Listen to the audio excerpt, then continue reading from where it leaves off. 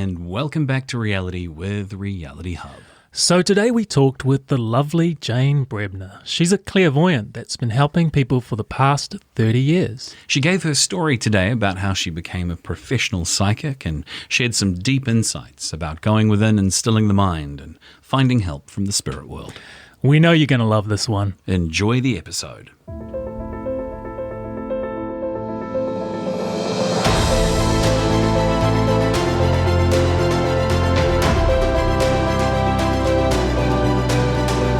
The interesting thing is, because of what I do, people automatically think I know all about astrology and that I know the signs. But it's a different... Totally different. Completely. Completely different, yeah. Totally. But, I do like gazing into the stars. Yeah. You've been a long time gazer, haven't you? Yeah. Thanks for joining us in the studio. You're welcome. Yeah. Yeah. And thanks for making your way up to the famous Avondale Heights Reality Hub Studios. Even though I got lost in the tunnel. you wouldn't be the first or the last, I'm sure. So you are a clairvoyant. Indeed. And people can find your website, which is newzealandpsychic.com, right? Jane Brebner at nzpsychic.com. Oh, that's how they can email you. Mm-hmm. And if you didn't know how to spell psychic, it's PSYCHIC. So that's NZ Psychic, NZPSYCHIC.com. Yes. I wanted to get that out of the way. Yeah. Well done. So for those who don't even want to hear any more, they go, right, I'm going to check her out. Right, yes, okay, bye. Yeah. Tap the link in the show notes and you'll immediately see who we're talking to, because Jane's proudly on the front page of her website. Thank you. Yeah, we were just looking at it, actually. It's a cool little website. So you've been doing this for about 25 to 30 years now, is that correct? Indeed, where I've been active with it, yes. Yeah. Yes. Yeah. Prior to that, it was just wondering what was different about myself until I found out what it was. Exactly. Well, tell us about that story of the moments that led to you becoming a clairvoyant. Okay, so being one of 10 children, I had often seen a few things as a child growing up, including orbs floating in the ceiling and things like that. Mm-hmm. I used to say to my brothers and sisters, can you see those things floating around? And they said no. So there was always odd, strange things like that happening, which I guess I just ignored over a period of time. Cut a long story short, I had a life as a very successful real estate agent, and one day woke up with severe pain in my chest at 32 and thought I was having a heart attack. So tootled up to the hospital, and about 10 hours later I was almost dead with a clot on the lung. Ooh. Wow. Yeah. So I went from these 16-hour days of burning the candle at both ends to absolutely nothing, because I very, very nearly died. Mm-hmm. So being one of 12 altogether, or 14 if you include my grandmother and uncle, you can imagine I grew up in a house that never had peace and quiet.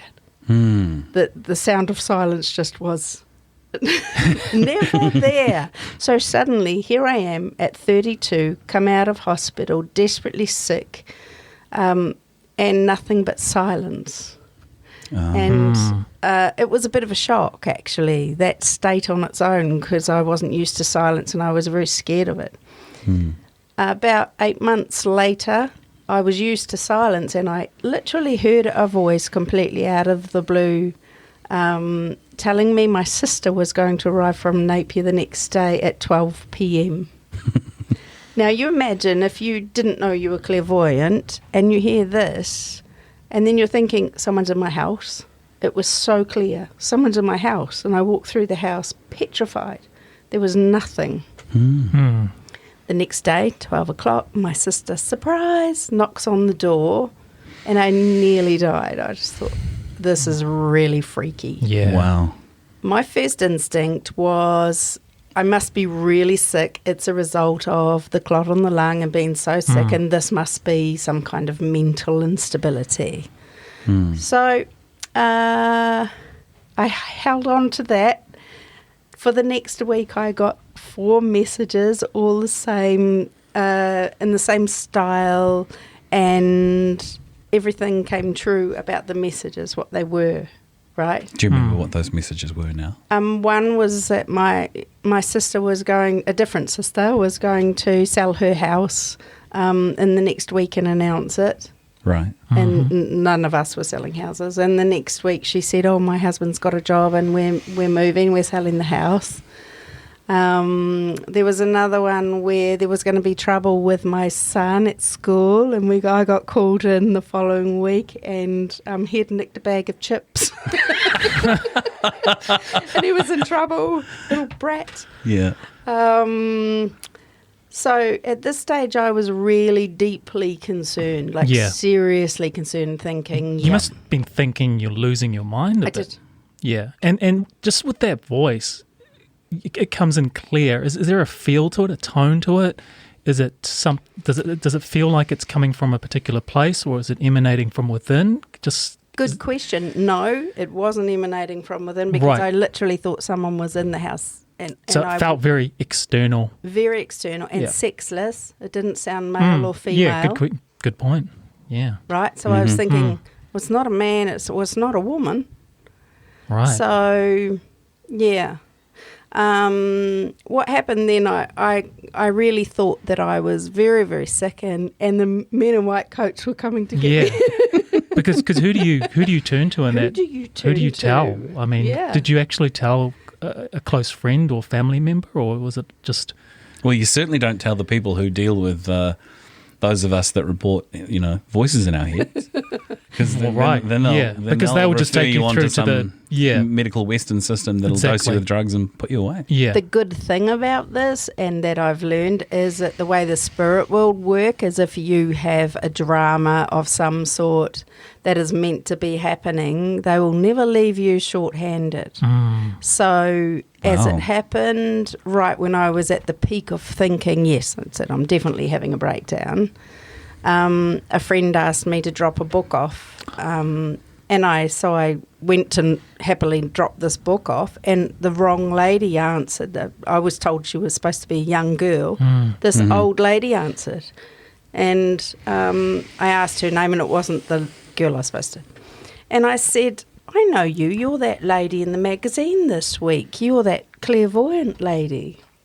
And her name was Phyllis Tantrum. What a great last name. Yes, long since passed. But, yes, turned out a very, very well-known clairvoyant who asked me in. I was a stranger. She asked me in, and there I am. She says, oh, hang on, love, I'll put the jug on. And there I am. And then she turns around and says, have you been hearing voices? And I burst into tears and said, yes, it's terrible. It's terrible. I'm having a breakdown. She said, oh, you stupid cow, you're not having... You're not having a breakdown. She said, you're clairvoyant. And I was like, see, I told you I was sick. How rude. Yeah. She must have been. No, I'm also clairvoyant and we're not sick. Yeah. Clairvoyant is not like a name of a disease, right? Yeah. Like, I've called chlamydia. Clairvoyance. No, clairvoyant. Yeah, no. you've clairvoyant. Definitely not that second one. No. Anyway, that answers your question, Rob. Who do you turn to? Yeah, and this happens synchronistically. Synchronistic. I had no one that I knew. I wasn't into it. I had nowhere to turn. Suddenly, here's this lady. Turns up.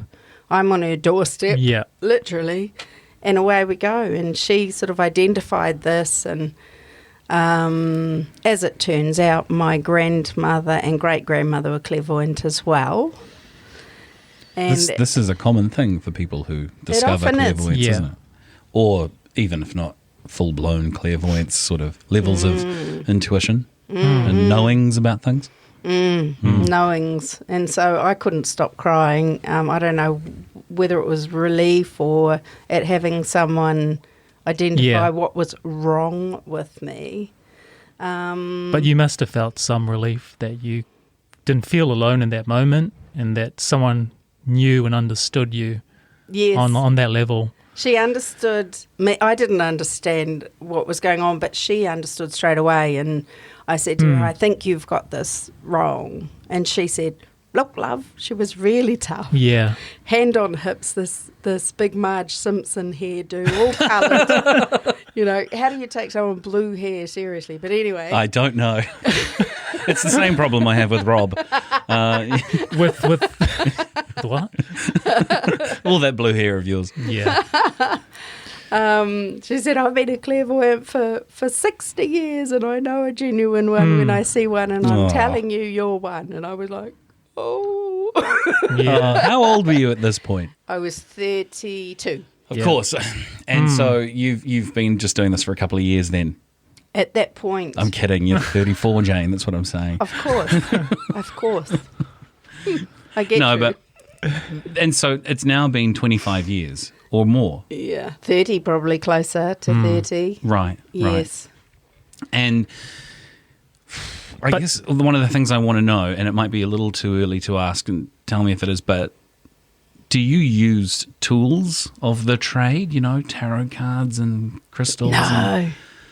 No. So what's your style? Here's the thing. People who are interested in this, 9 times out of 10, do the tarot, do whichever, use the crystals. Or Yeah. I had never done it. And not now either. And not now either. Right. And I prefer to not use tools, actually. For me, it works best that way. Mm-hmm. Yeah, because you realise now, you're 32, you have this talent, this gift, this ability. You then have to figure out, how am I going to use this? What's the process? And that would be a massive learning curve of figuring out what your style is and how you're going to... Absolutely. It's like a fork in the road. Utilise it. Yeah. You end up going, what do I do now? Yeah, well, now. Okay, so this is what it is. I was scared shitless. What do I do now? What am I supposed to do with this? And she said, we'll put you into I have a spiritual development group. She said, you need to come along. And like a support network of clairvoyants and psychics, or they were, mostly? Yes. Or Yeah, mainly. So invited me to this meeting. Right. So did you at first feel afraid or wanted to, what we like to term, thanks to Jackie Beaver, play hide and seek with the universe, in terms of saying, no, I want to go back to my former life? I'll do the real estate. Thank you. Yeah, I'll go back to that. Yeah, absolutely. First, you have no idea how scary it was. Yeah, it must have been. No idea. Because, from thinking I'm definitely thinking something's wrong with me to, there's nothing wrong with you. You're clairvoyant.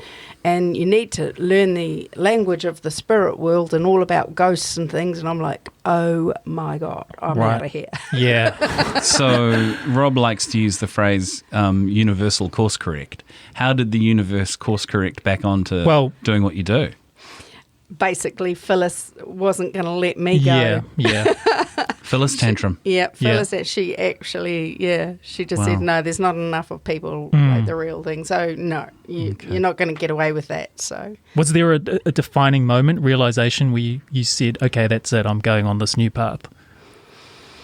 Probably when we were having a cup of tea and she took her ring off and said, you're going to read for me. And I was in denial. And then she, as you say, apt name, Phyllis Tantrum, she said, stop throwing a tantrum. Because I was like, you're wrong. You've got this all wrong. It's not me. She said, stop throwing a tantrum. Just listen to me. She's really hard. And I was like crying my eyes out. And then she calmed me down through breathing and then said, I want you to tell me the first thing that you see and hear. And the most amazing things that I've never had in my life started happening, where I was seeing things and hearing things and telling her. And there was no response from her. She was giving nothing away. Really? And I was thinking, that's it. She's going to make a secret call and tell the men in white coats, she's nuts. Come get her. I was waiting to see if she was going to slip out the kitchen. But in the end, she picks up a pencil and writes down all the stuff I had told her, including things like, are you moving? And she said, well, did you see a for sale sign when you pulled up? And I said, no. She said, why would I be moving? And I said, I don't know. She said, where are you moving to? And I said, where am I moving to? I said, round the corner. And she went, round the corner. I thought, yeah, okay, this is it. And right at the end of all things like this, she goes, actually, I haven't even told my family, but I put a contract on a house 5 houses around the corner last night at 11 o'clock. Wow. To sell. And so it was after that. Yeah. And I was thinking, right. Maybe I better do something with this. No, that's powerful. Did you ever become comfortable with silence soon after that? Or did you return to your prior life of, busy with the family and all that kind of thing? Or did your new path as a clairvoyant mean embracing the silence that got you to that point of being able to hear the voice? Bingo, that was it. One of the things she insisted on was learning how to meditate, which was hilarious on its own because, they were all in this intense meditation for half an hour and I kept opening my eye every 3 seconds going, oh my God, what is this? Yeah, right. You mean I have to be quiet? So I had to learn to embrace the silence, and now it comes secondhand to me. It's like, no problem. Because the silence would be important in terms of receiving messages from spirit. Rob, it's everything. Yeah. It's such a part of your intuition and developing it's top of the list is learning to deal with the silence. Yeah. A lot of people I know just don't want to shut down. No. They don't create that space. And I've heard so much people that meditate, that's their access to their own inner wisdom or to spirit or whatever. There's something in that of the fun, of I guess I don't want to call it the magic of meditation, but something in meditation which is very conducive and important in that. Well, I feel it connects you to your inner self. And your previous comment, the reason why they don't like the silence is because they're scared. Right. I have so many people say to me, oh no, I was getting signs and symptoms that I might have been clairvoyant and I just went, hell no, I'm out of here because I'm scared. Yeah. So, I don't want to hear ghosts, and it's not quite like that. Yeah. Is it fear of the unknown? Is it in the end? Yeah. Fear of the unknown, and there's too much murder programs and ghost programs on TV, and they think, I'm going to get haunted, and they're all going to come for me, and I'm going to start seeing these evil things, and it's horrendous, and it's got a lot to answer for, all these. Because you would imagine that the spirit world, that wouldn't be the energy that it is. No, it's not. That's just a construct, a man-made sort of fear-based program. And or a distorted version of what it to actually highlight is. Something that may seldom only ever happen once in a blue moon. Look, it is what you become. If you want to dabble in those kind of things, you'll attract it. Yeah. But as a general rule, it's not around very much at all. Yeah. Well, you've used the phrase, Jane, a door never closes without a window opening. What do you mean? What I mean is this. If you follow your intuition really closely and listen to, I'm doing this, but it doesn't feel right. I'm going to take this job, but it actually doesn't feel right. If you think, you know what, have a bit of courage, I'm actually not going to take that job, and you do what felt right and you don't take the job, for example, the spirit world will never leave you hanging. They drive us down a road that is best for us and for our well-being and our future well-being. Yeah. Right? And by listening, not only are we complimenting them, but we're improving our soul as well, becoming wiser. And then you watch, every time someone does what they feel is right, a golden opportunity will just happen to appear. Something will fall in their lap or something will happen. You go, you're never going to believe what happened, blah, blah, blah. And you go, wow. And there's a lot of wow moments if you listen to what is right within you. That's what I mean. So one opportunity might close and you go, damn, that could have been a really good job. I hope I did the right thing saying no. But something else will come along and you go, gee, that one's even better. I'm glad I didn't do it. Because we talk Right. about intuition or inner wisdom, Yes. and it's something which I've always told myself as a youngster that I always had very good intuition, and I would just start believing that. And then, there'll be times when I would definitely, that would work and it would feel right. And exactly that example that you mentioned where part of you, like your mind is saying, oh, I should do this, but your heart is maybe saying something else, so you follow your heart. Or I guess what I'm trying to say is that everyone has their own sort of intuitive powers, but you've got to sort of connect with it and know what that's like for you, and, Yes. and to actually listen to it and Yes. not override it and not. And a classic example, there's a group of teenagers where they're all telling you to do one thing. Yeah. Or say they're all your friends, and you've got to override, the whole group Exactly. pressure to go, actually, I don't think I'll jump in that car. Because it can protect And they're you. all It can, like, what? Yeah. Come on, don't be Yeah. a chicken. And it's easier to run with the pack.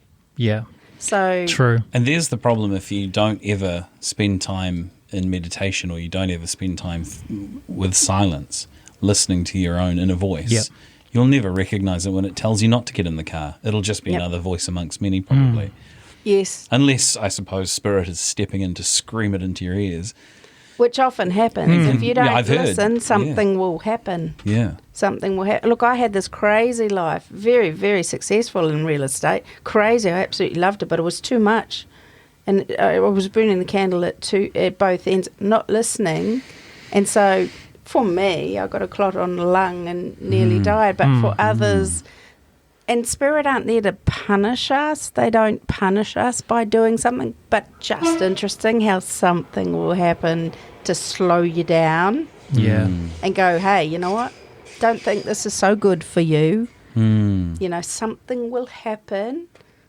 So do you think there's this whole free will versus fate, choice versus fate? Do you think it's a combination of two things, or how much in control do you think we are in our life here? Because we think we're in control. We decide what job we want, how much money we want to make, or the decisions we do on a day-to-day basis. But how much of this is free will, conscious choice, and how much is it Blueprint. Like, I was told, this is just a Destiny. little segue. Destiny. Isn't it? Yeah, I had an encounter with a psychic clairvoyant in 98. It was a huge, profound year for me. And this lady was telling me she would get visions of my past life, future life, etc. But there's one thing that stuck with me. She said, Rob, you can't run away from the story that's created for you. Like, you can't change that story. Okay. And that always stuck with me. I thought, well, how much of because there are some things which happen in my life which I go, I didn't orchestrate that. I could have never orchestrated that. And there are other things like you choose what you buy at the supermarket or whatever, right? So you think you have this choice. Yeah. But these other things that at play, I'm sure there is. Okay. Yes, you're right, actually. My understanding of the way that it works after many years of experience is it's about reincarnation. Each time we come down, we have a different set of new lessons. Before we come down, we sit with our non-judgmental guides and go over. We choose, with their help, how we're going to learn the lessons, who we're going to learn them with, who's going to step up and help us teach, learn them, where we're going to learn them, what culture we choose to be. So there's a blueprint before we come down. So they write the chapters of the book, the lessons. They write the heading of the book. We fill the chapters. Yep.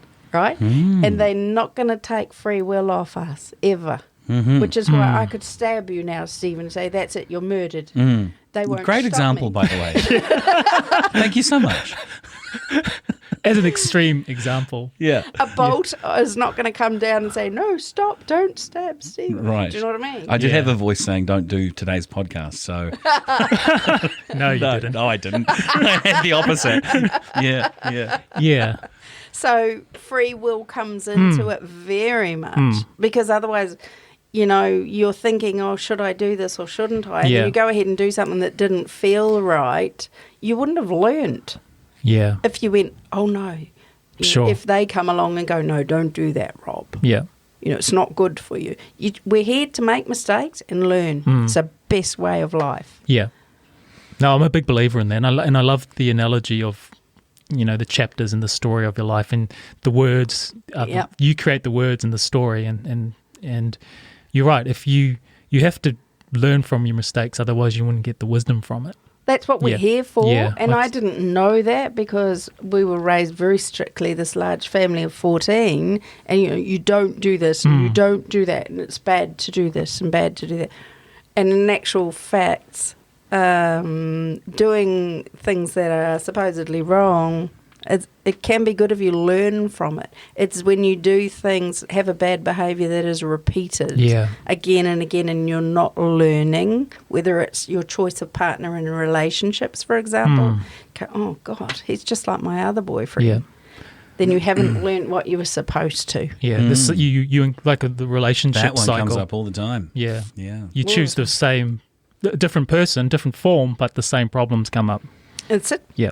I've got a friend who's very disappointed with themselves for, again, finding that they're in a relationship with a partner who is just like the ones from the past. Okay, so and firstly, they're just gutted that that's still happening for them. So firstly, congratulate your friend because the first 2 steps of change, one is awareness, and she's gutted because she's gone, oh, God, I've done it again. I didn't even tell you it was a she, but I guess that's a pretty good guess. Oh, magic. Right. I thought it was a guy. Did you? Well, that's what I was trying to mislead you to believe, right? Okay. Yeah. So congratulate her first for being aware that she's stuffed up and chosen. And secondly, I bet you she won't choose someone like that next time because she'll change the behaviour. Yeah. It's when they're not aware. Yeah. And just going, hey, girlfriend, you just chose someone exactly the same. That's oh, right. did I? Yeah. Then she's not learning. I love that. You reframed that. You said congratulations on choosing. It's like, wow, that's such a good, powerful way of looking at it. Congratulations, you may be at the end of that lesson. Yeah, well done. Because people come to me and pour their soul out, and I just go, well done. And they go, what? Yeah, what do you like, mean, well what? done? What? And I go, fantastic. Listen to yourself. Look what you've just done. Yeah. Yeah. You've just pointed out your frailties, and now you'll change them. Yeah, that's empowering. Very. It's empowering because you go, I'm going to learn from this. I'm going to choose better next time. And thank and then my... they're going, oh, yeah, I hadn't thought about that. But you go, you have someone point it out, and they go, wow, I hadn't thought about it as a good thing. Jane, I want to cover something off before we move on to the next question about the language of clairvoyance. But before that, just to finish this off with meditation, people of all kinds meditate. Certainly lots of people in the world meditate who have no spiritual belief for the sake of benefit of mental health and so forth. What is meditation? What is the most relevant, useful form from your perspective? Is there a right and a wrong here? No, and good question, because you're asking a complete beginner. As I said, I got in this meditation circle and kept opening my eyes every 3 seconds going, oh my God, this is terrible. So there is no right and wrong, and everyone loves to give their 2 cents worth and go, oh no, you're supposed to do it this way. You're supposed to do it that way.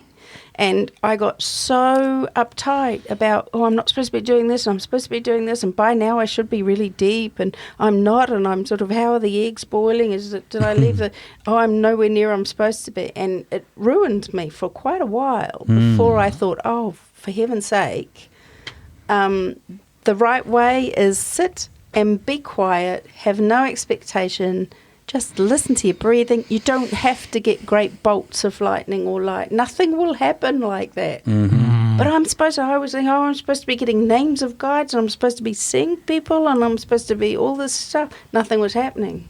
Yeah. Don't forget, where I am today took me years. I can relate in part in a small way to that. Years ago, when I was fully entrenched in the New Age religion, because it's just another cage, isn't it? I was attending a meditation group and really getting into the whole energy healing thing and the chakras and all that jazz. And I was advised that I should I should attend the meditation group, and they were doing guided meditations and things. And there they were, seeing their guides and floating through the ether and talking like this and discovering the gifts that their guides had for them. And I was just looking at the blank, dark, reddish brown insides of my eyelids. Yeah. So was I, Stephen. And wondering what's for lunch, what's for dinner. And Did I then leave feeling the bad jungle? about myself Yeah. for not achieving it, not getting it. See? Why am I Yeah. not spiritual enough? What's Yeah. wrong with me? And I've come to believe that it's just not my way of doing this. No, and it doesn't have to be. Don't listen to my advice. Don't listen to anybody. Sit in the silence. Have no expectation. Then you can't. I should be this by now, and I should be that by now, and it really did. It's all right. Yeah. This podcast is explicit. It fucked you up. Yeah, I get it. You can say that. There's a big E on our podcast. You know what you're getting into, kids. Okay, including you should have the name of your guide by now. That one really screwed with my mind, and I'm like, Raoul, are you there, Raoul? It sounds like a program. is It that does. you, That if you Amon? don't, yeah. What was it? Is that you, Amon? Amon. Aim on. Yeah. So yeah, don't listen to anybody, and it was when I just basically gave up because I was so exhausted from I should be, should I be doing this, should I be, and I just went, to hell with it, forget it, and I just actually threw a tantrum one day over in England by myself. I was by myself for the first time in many years. My husband went off to work, and I threw a tantrum and just cried and cried and cried, and then it went into this most incredible silence I will never forget, of total and pure joy. And I'd never experienced it before, and you can't even describe it. Eckhart Tolle tries to describe Yeah. it when he lay in the park for 2 years, sleeping on seats, and said, I had that joy Yep. for 2 years, and that changed me. And I wasn't, it was because I gave up. I dropped the reins. We always got the reins and trying to control things. Yeah. And if you drop the reins and surrender to the Surrender. spirit world and go, you know what, guys, I'm sick of this. It's either going to happen or not. They'll take over. Door closes, a window open. I think a lot of people pursue spiritual stuff. And it's based on personal experience. I think I pursued spiritual stuff because it was really cool. It was really interesting, and I recognized I was different to other people, and I had interests that were maybe more broadly interested in spiritual concepts. I remember when I was a kid, I just wanted to know all about ghosts, and I was Right. attending a boarding school, Anglican boarding school, and fortunately our library had some ghostly storybooks and para this, psychic that type things. And so I got into reading about that sort of stuff. And then as I grew older, I found people who were into the New Age community as crystal shops were sprouting up in Auckland and around the country, and you'd go to Natia to get your crystals and all this sort of stuff, right? And so I got right into that New Age community, and then found myself gutted that I actually wasn't I wasn't reading people's auras. You were getting nothing out of it. The vision board wasn't working, and all that sort of stuff. Yeah. Yeah, and it's hard, and I think people get into it partly for an egotistical reason, or because it gives them a sense of belonging. And I really truly believe now we don't necessarily need to pursue spiritual stuff, because I believe we're spiritual beings having a physical experience. Yes. So if Well said. If we Yeah. take the concepts in the book that you recommended to me some time ago, recently, A Journey of Souls, Yes. which I'm up to chapter 11 on. It's a very interesting book. Well And done. Funnily enough, it reminds me of some of the things I used to read about and think about and when I was part of the New Cage religion, which I've since let go. Yes. But I have no problem revisiting some of those ideas from a more mature perspective. Right. Yeah. And I think it's very reassuring for anyone who worries that, life doesn't go on. If that were your perspective and you would like to know, is there a life between lives, or is there life after death? It certainly covers Yes. that beautifully. It does. But I come to think from reading books like that and talking to you that if you have a purpose in this lifetime, then you're a spiritual being who's come here for a physical purpose.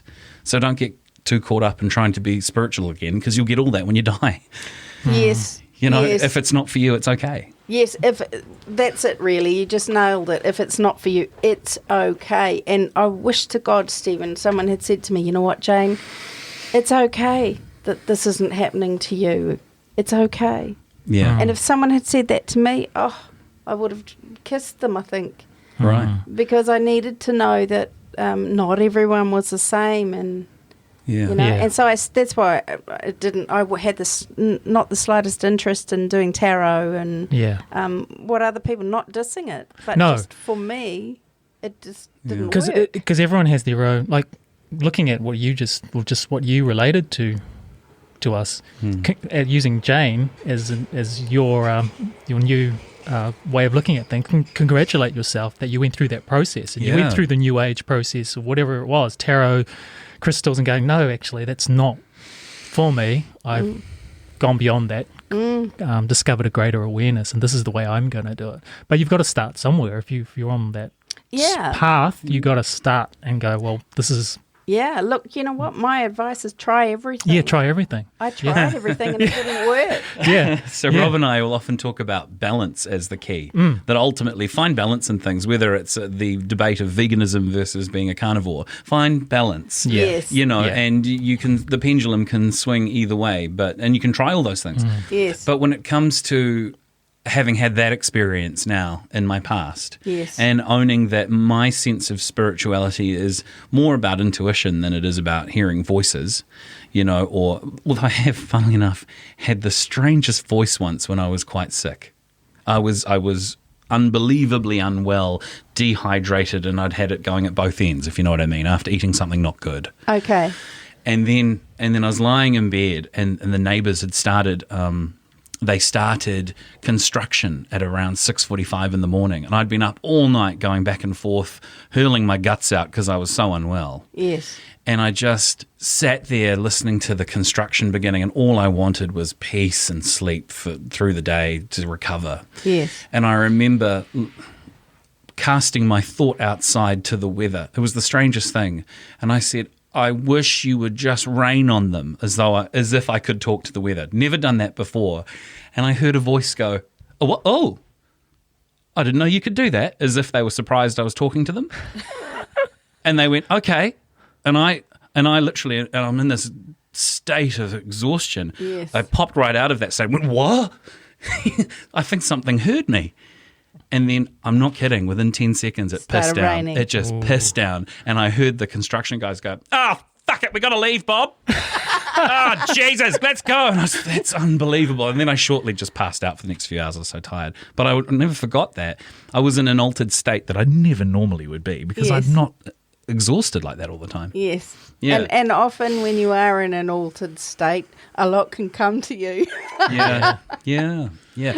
And one other thing I was going to say, I find it so funny that people attach their identities to pursuing a kind of breathy toned lifestyle, and it's the veganism, and it's the crystals, and it's the yoga and the mung beans, and it's peace on earth, and you can't do this and you can't do that. And you realise they've developed their own little cage to live in, and they're not really living and looking after their physical experience, because if they adopt all those ideas, it's not it's wrong to look after your finances, for example, or it's wrong to do earthly things, and you go, well, you're not living in balance there. Yes. But the key is having the awareness and the ability to view your beliefs and change your mind and to grow, and because there's nothing wrong with what they're doing, but if it's limiting, and if that's the only way or right way, well, then that's not allowing for other opposing points of views or ways of doing things, and people become caricatures of their beliefs. Yeah. And so that's what I'm always aware of. I question my beliefs and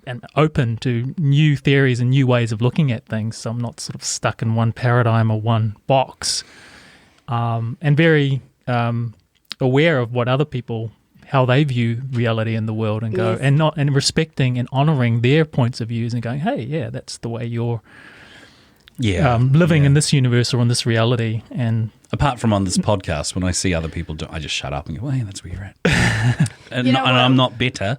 This is where I'm at. Yeah. What a lot of it boils down to is your own worthiness. Now, that comes from a point, for example, you mentioned money. So, family of 14, it wasn't a lot of money. No. And big family, you've got to always share. So, when you you couldn't hoard much because either you'd get sprung, one of the little creatures would go through your drawers and find it. Yeah. Or even if it was lollies or where money's concerned, a belief system can be created from your parents where they struggled and they had an emotion attached to money. And if you have a think about this in a private moment, you'll be stunned at what you come up with. Because I thought about this the other day and thought, wow, that's right. This was the thinking. And understandably, I say this without judgment, for example, to my parents. This was the thinking that how do you feed 14 people on an income and how do you make it go? And none of us are rich. We've all grown up, and I'm not blaming my parents, but what I became aware of is the belief system. Yeah. So I've had to change it. I've been doing some work on my own worthiness and go, you know what? You've got to identify that it's a behaviour pattern and a belief system and then clear it away. And there are ways of doing that. And then recognising I am worthy. Actually, I'm really worthy. I'm a good girl. And welcome abundance in all forms into your life. So you can change that belief system through recognising your own self-worth and then almost treating yourself within reason, treating yourself to prove that you're worthy, and you watch, your life will just change. Amazing. I've actually seen the whole money situation do a complete flip because someone goes, oh yeah, it was subconscious from my parents, and now I've got all this money pouring in from everywhere. Yeah. Well, that's right. Well, people adopt ways of living that shun money because of, often I think, because of a deeper rooted thing that you've just described where they don't feel worthy or not supposed to have it because, like if we didn't share, we were told we were greedy. And you go, oh, I've got to share. So then you're forever giving things away. Yeah.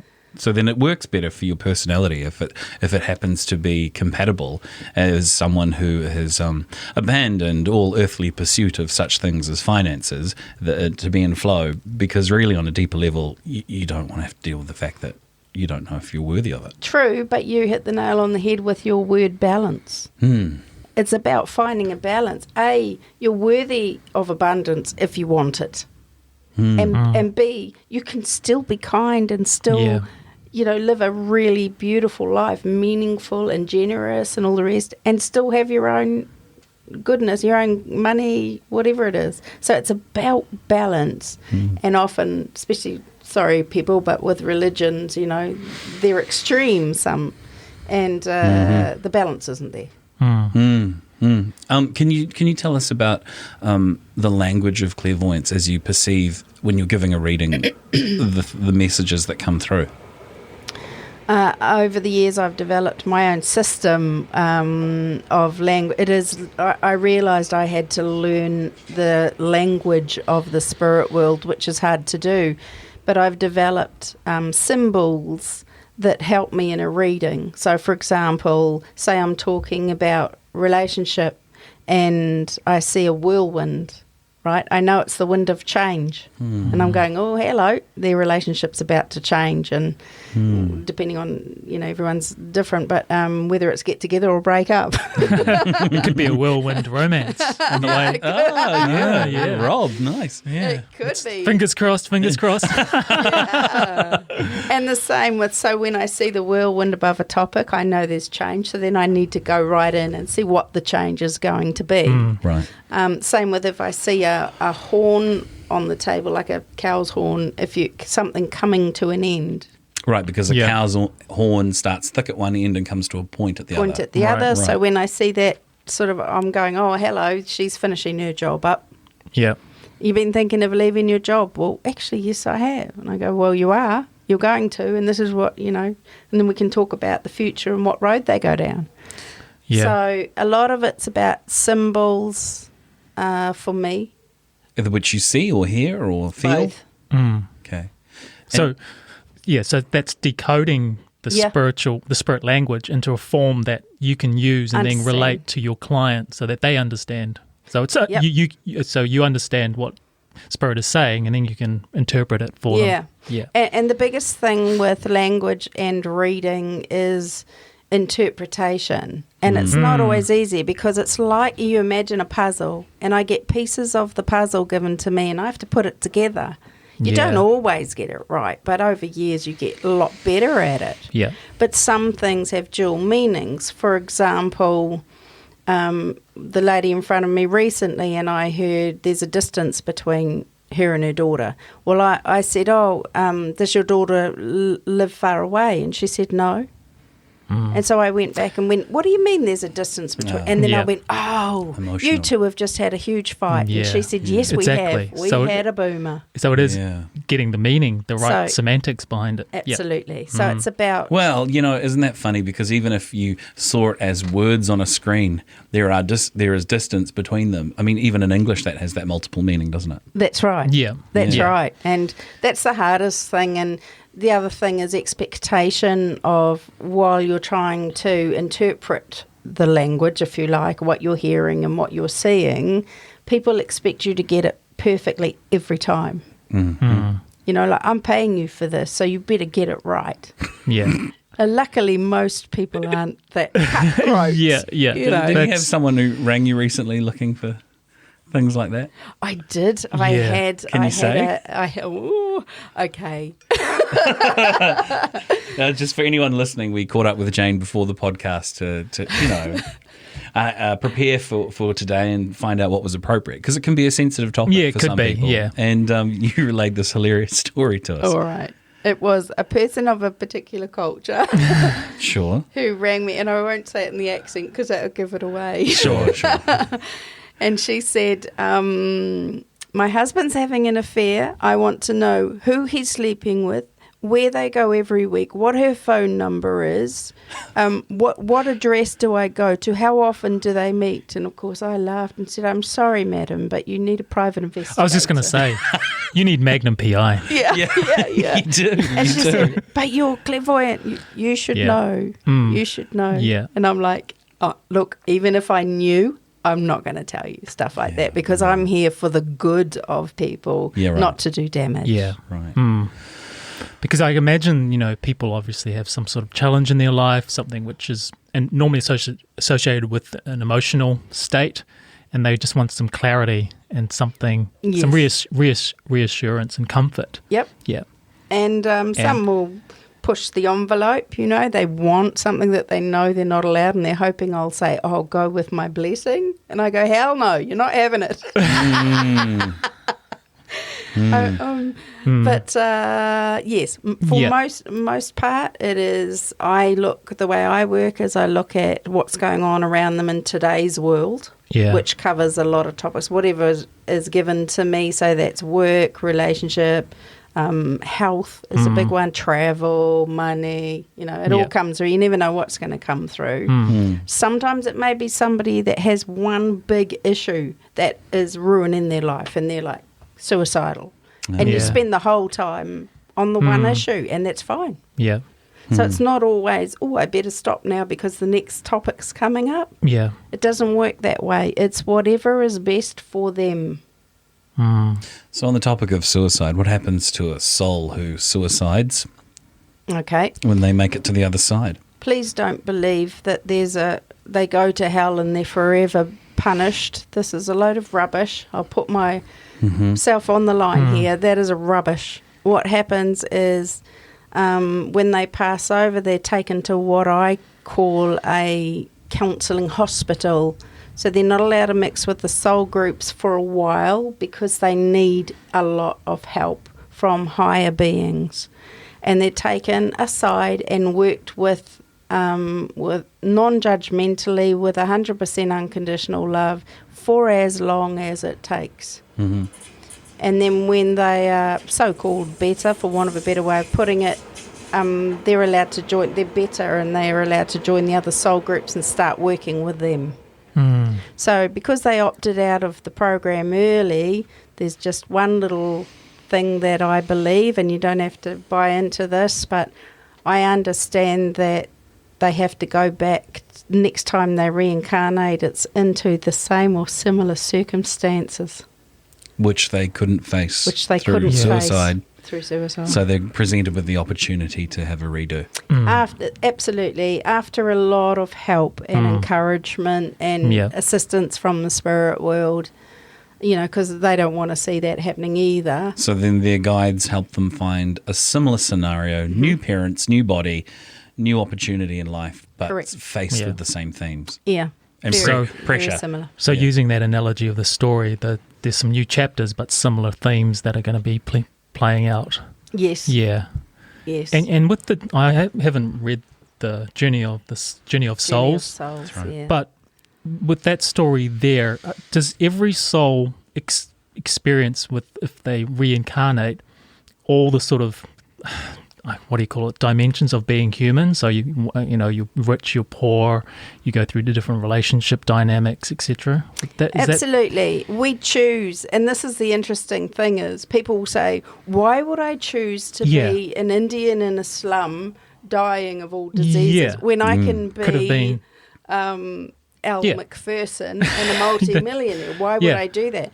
And at some stage, you can, if you want, you can keep choosing easy lives, but at some stage it stops because there's a balance. There's that word again, Stephen. There's a balance, and most of the time we'll sort of even it out, and you might go, you know what, my last three reincarnations, I'm exhausted. They were really hard, and a lot of karmic credit when you make hard choices, by the way, so remember that. And you might go, I'm so tired. Okay, so next time, they would possibly encourage us to have a much easier life. Yeah, because we all know people that have terrible lives, filled with pain and suffering, and you wonder why. Yeah. Because you do, like, why? And then other people that seem to have an easier life and are successful and however you define success. So it comes, and then you see these people and you go, as you say, why would you choose for the easier? But yeah, you're right, it's balance because it's that whole...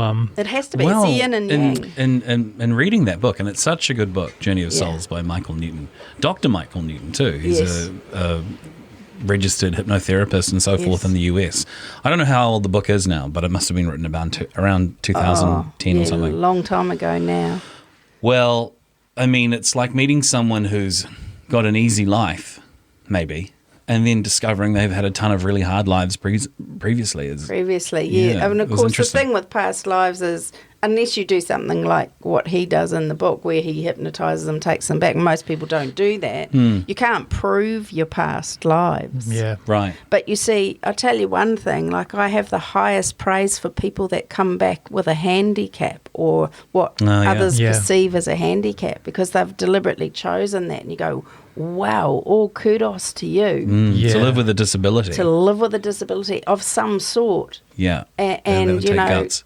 Absolute guts. Especially one that's highly visible. Yes. Yeah, because the way you're judged. Every time you cross the street and the people in the cars waiting for the buzzer to finish are looking at you going, geez, no leg, missing a leg or something. Or no, I can't give you that job, sorry, but I need it to go to somebody who with both hands. You know what I mean? Yeah. Or even the prejudice that belongs to gay people. Right. They'll have prejudice their whole lives. No matter who they surround themselves with, they'll always find judgment. Yeah. Yeah, even today, even though I think things are really changing there.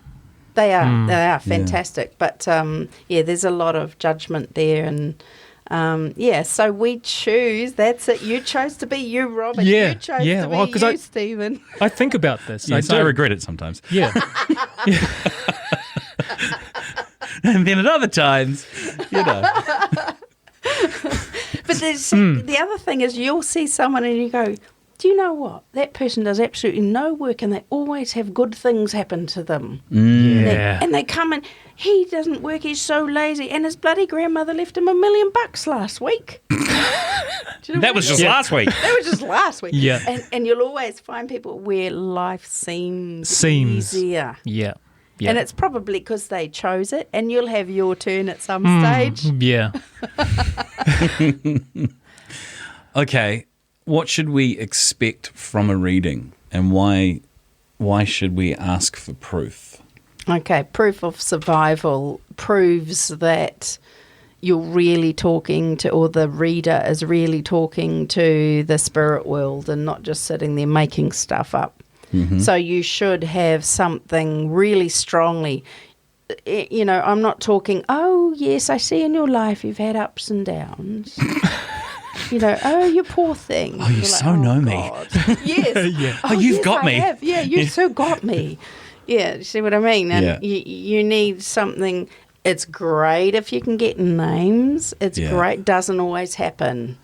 But descriptions, things that happen, something where they can go, oh. For example, you know, I described this chap's dad to him with the grey hair, and he had something wrong with his arm, and he had a big scar on his arm, and, you know, and I said, so he's telling me he's your dad, so is this true? And he went, well, yeah, it's true, but, you know, that could be anyone. And I thought that was a bit much, but however, I rode with it and went, oh, okay, fine. And then I said to him, well, he's telling me that when you were 12, you broke your toe in the bird bath in the garden. And he went, oh, fuck. Sounds like Geralt from The Witcher. Fuck. Yeah, that's right. Oh. So, you know, it's not always that magical. Some people come expecting a big magical thing, and then they go, oh, well, you know, that was really cool, but there's no biggies. Well, often there isn't biggies in your life. This is true. There's not biggies in your life, and you can say how things are cruising along and what's going to happen possibly, or choices. Right? Now, remember that when you go for a reading and someone peeps into the future, that's what I say, let's have a peep into the future. Mm-hmm. It's not necessarily you have to take it. It shows me there are choices that you can have a look at, and if they fit, sure, give it a go. Mm-hmm. Yeah. Because the spirit will work for our highest good only, right? It's not supposed to be evil there. I don't flirt with the devil, that's what I say. It's for our highest good. So by showing us options in the future, they know what we are capable of. They know what you're really good at, and they know what area would serve you and serve others. And so things are suggested sometime that are worth exploring. Yeah. And Can everyone invite spirit into their life? Yes, I can. Yeah. And it's just, is it a question of timing? Is it a question of being open to it? Is it a question of like really wanting it? Or is it unique to everyone? A mixture of all of that, Rob. Because a lot of people won't even think about some people becoming spiritual until something happens. Yeah. I like to think of it, there are a lot of people that are just in the work, eat, sleep, consume, entertainment cycle of life until something happens and they go, whoa, got to reassess things. And and then you're forced when something goes wrong. It's, oh my God, you know, and then you're forced to think about things. Sure. And so anyone can invite spirit into their life, sure. And have no expectation. That's what I say. And you'll be surprised what happens, that over a period of time, what happens, you start hearing things or feeling things. And for ages I was like, nope, can't hear a damn thing. Nope, there's nothing out there. This is all park. So, this question's a little bit out there, but are we alone in the universe, or are there other races of beings? Other races of beings, absolutely. Okay. Well, you answered that question. We are definitely not alone. I can tell you that right now. Yeah. Is this Earth, with, you know, how we all have all the different cultures and identities that we associate with cultures and races, etc. Are those races from other planets, and that they're here on this planet having a human Earth experience, or am I just? I'm just throwing that out there. That's interesting. I know what you mean. Like, you have some very Nordic-looking people. And you have so there are different Asian and Indian sort of genetic structures. Bone structures, physical features. So would those sort of races or cultures be like a fractal of the universal universe, for example? It took me a long time to understand there are some spirit world that walk amongst us that, like angels, that walk amongst us. Yeah. And they kind of... In a physical form. Yeah, I believe so, in a physical form, but you know... But we can't necessarily see them with our five sense reality, that they operate on different energetic frequencies. Yes. Or... Yeah. That's probably the best way to describe because everything is energy. Okay, so then that's not so much in a physical form. No, that's not. Well, we can't decode it the same way that if, you know, like a computer can only decode from the internet or the web if it has if it's running the right program or has the right program running. It only apparatus. Yeah. So we're in a five sense world, so it's color or light based. But if these, you know, spiritual entities or beings are operating on a different energetic level, we can't even interact with them unless we're tuned in. Yeah, I know, I'm just to throwing some ideas. contradict you, it's actually a bit of both. Like, I believe very much they walk amongst us invisibly. Yeah. But also, I believe there are some physically that walk amongst us. Now, some act like them, Mother Teresa, and some are straight out people that you can just tell do only good. And, you know, I like to call them, some of them are angels, some of them aren't. They're just really good people. Right, right. But definitely I feel there are, you know, like UFOs and all that kind of thing, and people think they're watching us. I believe they are. Why do you suppose they would have any interest in us anyway? We are so far behind the 8 ball as far as development goes in this world that they keep an eye on us to see. Like, we're busy destroying our own world at the moment, and they keep an eye on us to see how we're going and what we're doing to each other and what we're doing to the world. And I just believe that when you're that advanced, that it's almost like we're not their children, but there's a responsibility for the harmony. I think we're really stuffing things up in a lot of ways. Do you think that the consciousness where it's at the moment is just not in harmony with the planet and with the environment? No, but the good news is we're getting better at it. We're a lot more mindful now. I think so. And we're really, I believe things are really changing. And for the better. So, you know, like, well done, people, because we're all becoming a lot more aware of what we're doing, the pollution. We're saving species of animals that are dying out, and we're getting our act together. We're just like thousands of years too late, but we're still doing it now. And I believe we can recover if it's a united front. It's that old saying, act locally but think globally. Yes. Yeah. So you're aware that you can make a difference in your own little world, and that will affect the greater good. And everything is interconnected.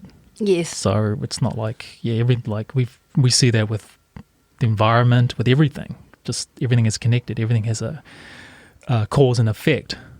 So if something happens on the other side of the world, it has ramifications. And eventually. Easy for us to just say, no, I'm not interested. I don't care if they're fighting in Israel. I don't care. Yeah. Funny that you bring that up. It reminds me of what we were chatting about the other day. When people see you for your professional service, they come for a reading.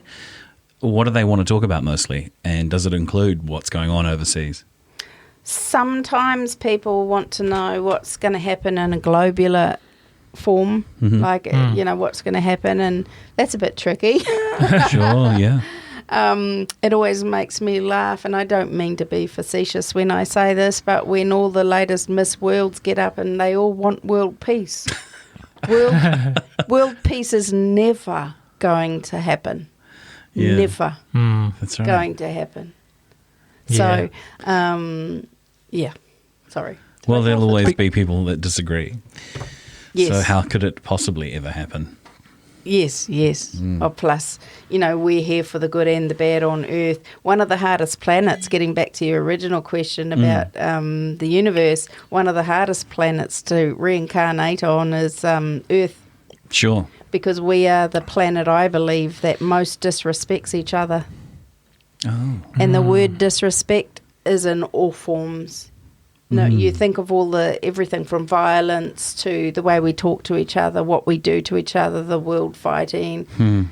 It's disrespect. And Earth is the hardest planet, and that's why a lot of us choose to come back, because I guess you can great karmic credit once again. It is. So there's a conflicting concept here that I find really interesting. And if I understand you correctly, planet Earth is a planet with people on it that are behind the 8 ball in development as we progress as a species. Yes. And yet, from spirit, you're not judged for being on planet Earth. You're admired for choosing a place where lessons are learnt in a tough manner. Absolutely. Absolutely. Okay. Right. And just to clarify something, even when we pass over, we are never judged. You know, we're always told you must be good because when you go, you'll go to hell if you're not a good girl, that kind of stuff. Rubbish. Right. We are never judged by the spirit world. We are measured. Okay. Right. There's a difference. Who measures us? Our guides and so on who work with us each time we reincarnate. They go over our choices we made on Earth this time round, the decisions we made, the people we were with, the acts that we did on Earth, and then it is played before us so that we can see it. And we are also, get this, we are also made to feel not only how we felt when someone hurt us, but how they felt when we hurt them. Right? And I assume also how they felt when we made them laugh. yes, the good with the bad. I'm just realizing, gosh, I'm making this sound really gloomy. It's not. It's not gloomy. It's all I think it's a done in wake-up love. call for people who come to realize they're a spiritual being. They come to vibe with what you're saying, and they go, yeah. And then they go, oh, I'm presented with everything I did in my life when I die. I get a playback on a movie screen, which is a kinesthetic experience. I feel the movie. You feel the movie, but one of the big mistakes is, and I used to do this too, is I thought, we're going to be judged. A lot of it's upbringing or, from the church and stuff. Oh, we're going to be Catholic judged. judgment. Yeah. Oh no, we're going to go to hell, or you're going to, And it's not like that. There is no judgment. It's all done with the highest amount of unconditional love. But we're measured by our actions. You go, okay, here's you doing this on your 3D screen. Remember this one day, Stephen, how you did this. And we watch it and we feel it. And then they work with us on when that comes up again next time, what do you think's a better way of handling it? And they work with us because the object every time we reincarnate is to become a better soul. Yeah. So just reiterating, if you have something play back where you were a bit of a dick and you really hurt some people's feelings, let's say in our earlier life we were just a misbehaved kid and we really upset mum. So I'm going to replay that, re-experience everything along those lines, but then also re-experience her thoughts and her feelings as she was dealing with me. And she'll know how she made me feel, and I'll know how I made her feel. Yeah, and if you're angry with your mum over something and suddenly you're feeling what she was going through at the time, and you go, oh my God, the exhaustion around that woman, what I'm feeling, I'm totally tired, I'm shattered, I'm fed up, I don't get a break. I never knew she had that issue. I can see why she treated me like Yeah. that. Yeah. Do you know what I mean? Now I get it. It's a lesson in compassion and sympathy and putting yourself in someone else's shoes, right? It is, Yeah. and amongst the non-judgement, the spirit world also remind us when we pass over of the things they're really looking for. So here's an example. There's a man that was a multi-millionaire and used to give a lot of money away, thousands away. And when he passed over, they said to him, how do you think you lived? Oh, I was really good. I used to give money away. I was really charitable. And they were, And then they said, let us show you something. And they showed a picture of him that really happened, where he was walking past a bus stop one morning and there was a woman there crying. And he stopped and sat with her. He put his arm around her and he actually gave her his hanky and talked with her for about 10 minutes. His time was very precious. And then made sure she was okay and walked on. And they said, this is what makes you so good. So we're all thinking the bigger things we got to aim for, yeah. and it's the small things, the acts of love on an everyday basis that we do without cost to people. Yeah. That's aiming high. And I guess that's what humanity is, and that's the level. Absolutely. That's the epitome That's of the humanity. epitome. Yeah. Yeah. You know, and he went, oh, but that was nothing. And they said, on the contrary, that was everything. Yeah. So I mean, Dig that. this question just came up in my mind about reincarnating and your soul's journey. I mean, is there a beginning or end point to that? Like, how many times do we reincarnate? Because to learn the lessons and to gain more awareness. Okay, so once again, my understanding, Rob, is that thousands of reincarnations. Right. Thousands of reincarnations, because it's all about us getting better and better as a soul and our ability to help others as we get better. And there is, I believe, an end point where you reincarnate the last time when, I don't know how to describe it, it's like the best that you can possibly be. There's no room for improvement. Yeah. And then you stop reincarnating, as I understand, and that's where you start helping the teachers to go down and do it. Have you ever met anyone that says, never again, I'm done here, this is it, this is my last time? Yeah. I always try not to laugh. Same. I've heard people say it, and obviously I don't have your knowledge and insight, Jane, but I thought to myself, well, okay, I ain't going to tell them what my philosophy is, but if it is thousands of times, because I believe the same kind of concept, and I look at them and think, you've probably got a couple of thousand more to go, just like me.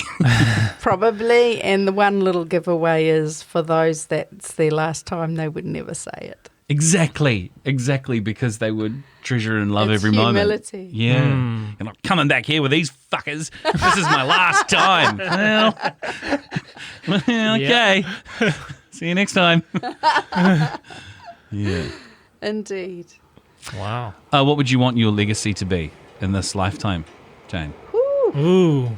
Wow. It's a big one. I mean, you understand people's purposes. Can you share your own? A better awareness of what is out there and spirituality. I would love to have educated people enough that they have a broader understanding of what they can look forward to when they pass over. That this is the hardest time, is actually living, and the best time is when you pass over. That's why I always say I can't wait to die. My husband says, quick, grab a pillow. Yeah, because people do have a fear and a misconception about death. Yes. So So I want to leave a legacy of furthering people's education, a broader awareness, and if I could just assist in helping people to not be so judgmental and have more respect for one another, and think I had a tiny, tiny little hand in that, sure, I'm happy. That's nice. That's nice. Do you have a message for anyone who is listening to this and they're skeptical about clairvoyance? What can they take away from hearing it if they've made it all this far through? Probably to give clairvoyance a chance if quite often they're the people that won't come and see somebody. Well, those people would have already turned off to the next episode by now. Yeah. Don't be like, wanting us to clap like a seal. Like, what will you tell me? Right, you Dance, have to monkey, dance. Yeah, dance. Dance. You tell me the name of my grandfather and what he died of and that kind of thing. Yeah. Just, I would say, go with an open mind as much as they can and hear the people out and not be facetious. Yeah, nice. Yeah. Could we switch gear a little and tell us what you think the world in 2020 needs to look out for? Ooh. See, this is a tricky one because it's to a large extent, other than the protests, that we can all stand together and unite and tell as much as we can the world a better way of doing things. I feel a lot of it's out of our hands, or by sometimes dodgy people at the top who make these huge decisions that affect millions and millions of people, and we're at their mercy. So, what can I tell them? Just to, in your insular world, in the smaller world, be kind to each other and love each other and make the world a better place as much as you can. Make a difference in a really positive way as much as you can. And I feel, a candle burns no less brightly for lighting another candle. Wow. Right? So be the best that you can be, and it's okay if you fall and you fuck up. It's okay. Just get up again when you feel ready and go for it, and don't give up. Oh, that's cool. I love that. Yeah, well said. Anything you want to finish on, Jane, or is that... Look, the world of clairvoyance and spiritualism is here to help people and assist people. And if you need guidance every now and then, we're like totally lost and think, go and seek some help. If you feel that you can benefit from it, try and make sure it's the right help. See if they've got some proof or what they're saying to you absolutely rings true without a doubt. And if you need a bit of help, that's okay. Go get some help. But certainly with spiritualism, don't forget to ask upstairs for help, because the spirit world, if you imagine a really tall building, really, really tall, and the spirit world are on the top, and we're all the little ants running down the bottom, and they're trying to call Stephen, Rob, and we're so busy going about our business that we don't hear them. And if you can just stop, you don't have to do anything, just sit in a seat and listen to your breathing and I'm open to anything that comes through. That's when they can reach us, because you've stopped. And sometimes you'll be surprised what you can hear. But they're here to help us. So please use them, because they love being used. And if you say, oh, my God, like I drive them mental. I'm like, oh, my God, I need you. You better help me with this, guys. You better help me with this. And, they're here to help. And by talking to them, A, you're acknowledging they exist. And B, you'd be surprised how they can help. It's beautiful. Well, on that note, thanks for joining us, Jane. This has been lovely. Yeah, thank you, Jane. It was a real pleasure. Cool. It was amazing. All right, everyone. You're very, very welcome. Thanks for downloading, guys. See you next week.